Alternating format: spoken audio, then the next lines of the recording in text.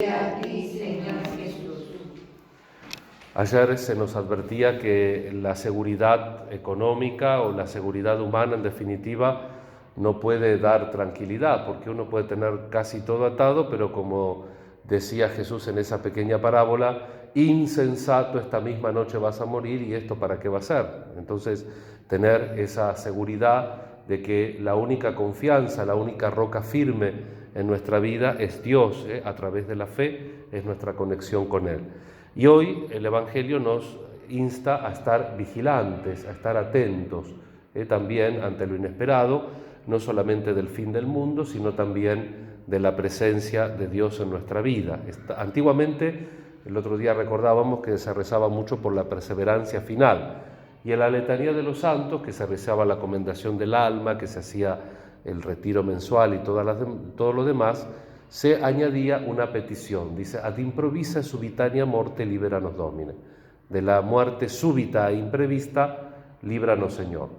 Hoy hay también como una especie como de alergia al sufrimiento. Lógico que el otro día decíamos también en la homilía que a Jesús no lo celebramos porque sufrió, lo celebramos porque se entregó totalmente al Padre, y en la historia concreta de él hubo el sufrimiento, y como estaba totalmente entregado no le sacó el hombro a la cruz. Pero el hecho de sufrir, por sufrir uno no es bueno, por sufrir uno no merece cualquier consideración o cualquier respeto, porque depende también la predisposición general que uno tenga. Pero es cierto también, por otro lado, que hoy hay una alergia al sufrimiento. Inclusive hay gente que toma, qué sé yo, los calmantes.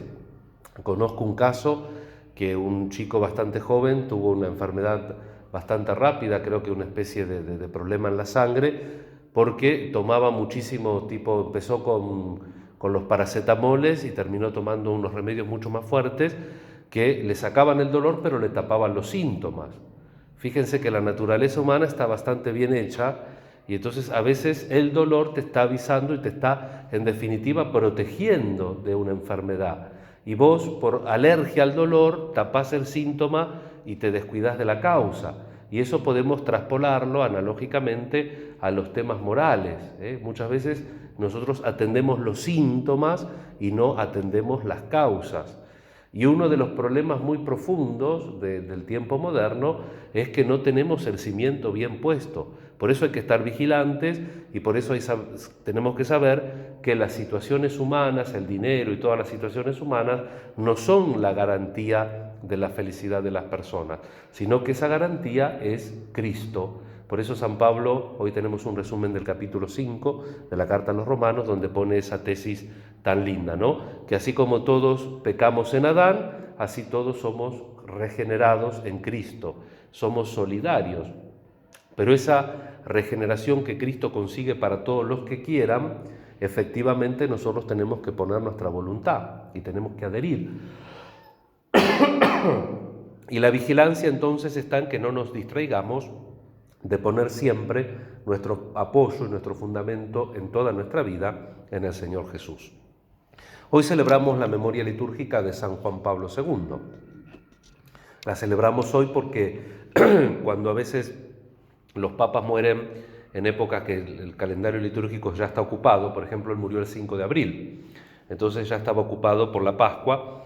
¿Qué día le ponemos? Entonces le pusieron el día 22 de octubre, que fue cuando inició su pontificado.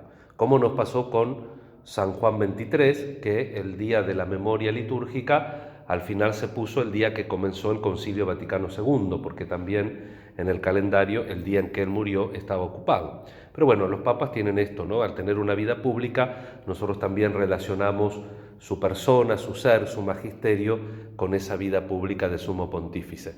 Y por lo tanto, entonces, terminar esta homilía recordando ese inicio de pontificado de Juan Pablo II, el 22 de octubre de 1978, papa joven, 58 años tenía cuando lo eligieron papa, lo habían elegido obispo con 35 años, siempre, y es haber estudiado teatro, ¿no es cierto?, haber tenido una vida recia y una sólida formación en la fe en una ciudad, Cracovia, donde él casi vivió, siempre que estuvo perseguida por el comunismo y demás, una fe probada, una fe firme, la fuerza de su palabra, ¿no? No tengan miedo de abrir las puertas de su corazón a Cristo. Eso decía fundamentalmente en esa famosa homilía de inicio de pontificado. No tengamos miedo de abrir toda nuestra vida a Cristo, porque Él es el sentido de la vida y Él es el fundamento de nuestra vida.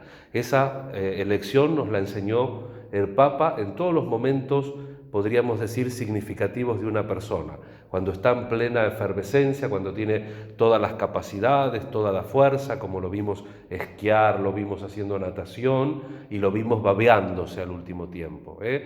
Tuvo un pontificado largo. Hay un pequeño refrán latino que se les recuerda a los papas: non videvis annos Petri, no verán los años de Pedro, porque Pedro se calcula que gobernó como papa 34 o 37 años.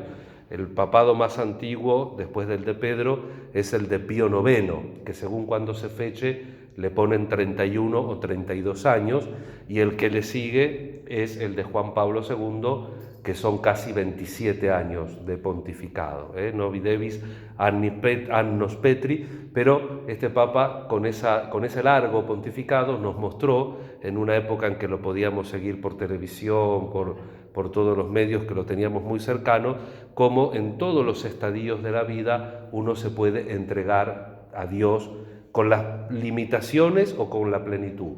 Al principio lo hacía con toda la plenitud de su ser, y a lo último, desde la silla donde no se podía levantar, pero mostraba una reverencia absoluta a la Eucaristía, una complexión en la oración. Todos los que tuvimos la suerte de ver a Juan Pablo II orar, podríamos coincidir luego en alguna cosa o no con él, como es lógico, porque somos seres humanos, pero nunca podíamos negar que toda su vida estaba dedicada a Cristo, y lo que hacía para él era sagrado, porque precisamente estaba haciendo lo que Cristo le pedía. Vamos a pedir su intercesión. Me contaba el obispo que me ordenó, que ahora murió por supuesto, me contaba que cuando él era joven sacerdote, las primeras veces que fue a Roma, todo el mundo se peleaba por celebrar la misa en el altar de San Pío X, que todavía está, se ve el cuerpo de San Pío X, y ahora está frente a Juan Pablo II, ahora está tapado, ¿no? Pero ahora todo el mundo nos peleamos por celebrar en Juan Pablo II. Van cambiando los personajes, pero lo que no va cambiando es que la vida tiene que ser enteramente para Dios. Y eso lo tendremos que aprender cada minuto con mucha fe y con mucha seguridad. Confiamos en la intercesión de la Santísima Virgen, a quien Juan Pablo II amó mucho. Podríamos poner insignias de su pontificado: la Virgen, la familia y sobre todo la centralidad de Cristo en la vida moderna. Que la Santísima Virgen entonces también interceda por las intenciones nuestras, y con Juan Pablo II le decimos a la Virgen, como él le decía y estaba en su escudo: totus tuus ego sum, soy todo tuyo, María. Que así sea.